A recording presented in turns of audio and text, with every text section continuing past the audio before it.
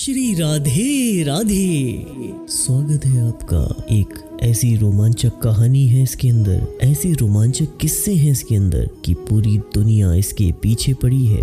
तो चलिए जानते हैं आज इसका सार इस छोटी सी वीडियो के अंदर। श्रीमद् भागवत गीता के महाकाव्य महाभारत में कुल 18 पर्व हैं, जिसमें श्रीमद् भागवत गीता छठे पर्व यानी भीष्म पर्व का भाग है।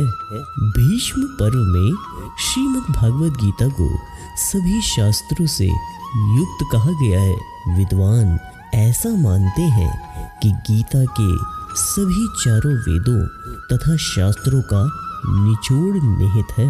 भीष्म पर्व में इसकी सार्थकता और महत्वता के बारे में बताते हुए ये कहा जाता है कि जिसने भी श्रीमद् भागवत को पूरा पढ़ लिया उसे अन्य ग्रंथों की अध्ययन करने की कोई विशेष जरूरत नहीं होती।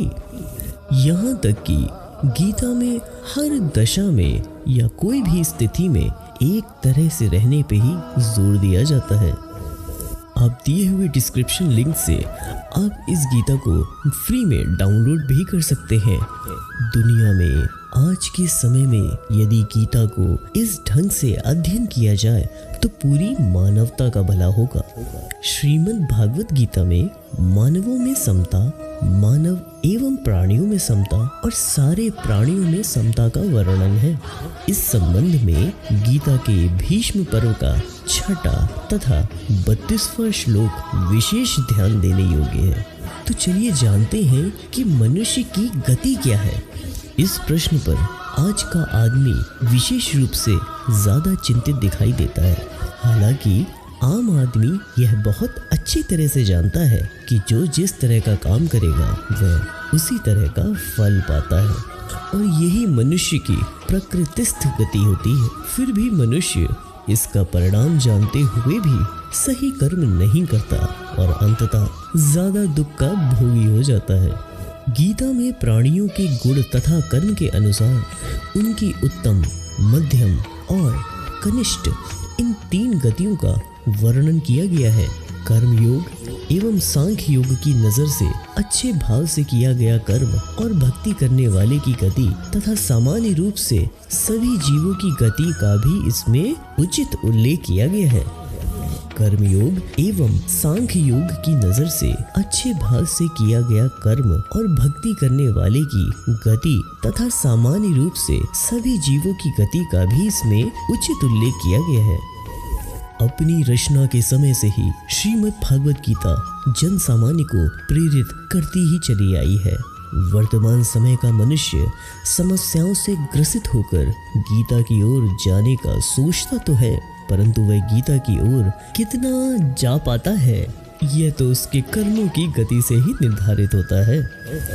दुनिया की लगभग 80 से ज्यादा भाषाओं में भगवत गीता का अनुवाद हो चुका है।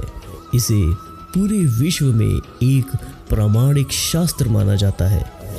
हमें गर्व होना चाहिए एक ऐसे देश पर जहाँ पे हमें एक ऐसे शास्त्र का उल्लेख मिलता है जिसको आज पूरी दुनिया मस्तक पर लगाए उससे ज्ञान प्राप्त करती है।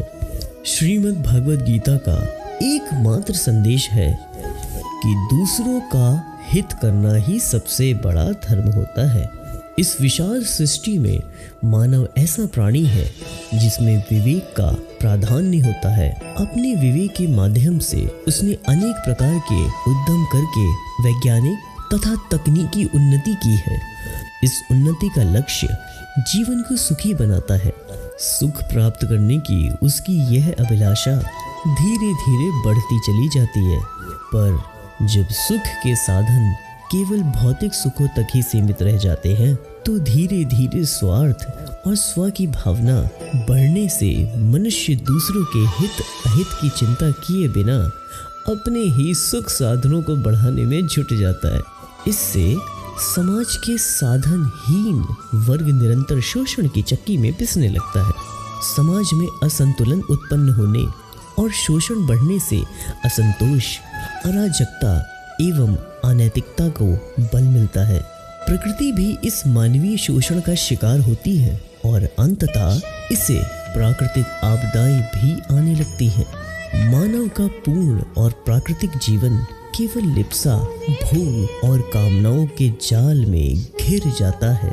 इससे मानवता के समर्थक दुख पाते हैं, लेकिन इसका एक पक्ष और भी है कि निजी स्वार्थ से उठकर कुछ लोग मानवता की भलाई में ही अपने जीवन को समर्पित कर देते हैं। श्रीमद् भागवत गीता में परहित पर एक जोर दिया गया है। परहित दो शब्दों के योग से बनता है, पर तथा हित। पर का अर्थ होता है अपनों के अतिरिक्त कोई भी दूसरा, तथा हित का अर्थ होता है भलाई। अतः इस शब्द का अर्थ बनता है दूसरों की भलाई। दूसरों का अर्थ है वे लोग जो हमारे अपने नहीं हैं, जिनसे हमारा कोई स्वार्थ नहीं है। कभी कभी हम अपने नाते रिश्तों के लोगों के प्रति भी करुणा की भावना रखकर उनका हित करते हैं, लेकिन हित करना वास्तव में मनुष्य का नैतिक कर्तव्य होता है। इसे सहायता रूप से भी जाना जा सकता है, जो मानवीयता है और मानव का धर्म भी है। महर्षि व्यास जी का एक श्लोक जो बहुत ही प्रचलित है, अष्टादश पुराणेषु व्यासस्य वचन द्वयम् परोपकाराय पुण्याय पापाय परपीडनम। अर्थात दूसरों की भलाई के कर्म ही पुण्य कर्म कहे जाते हैं और दूसरों को पीड़ा देना ही सबसे अधिक पाप कर्म होता है। आशा है आपको इस जानकारी से कोई लाभ मिला हो।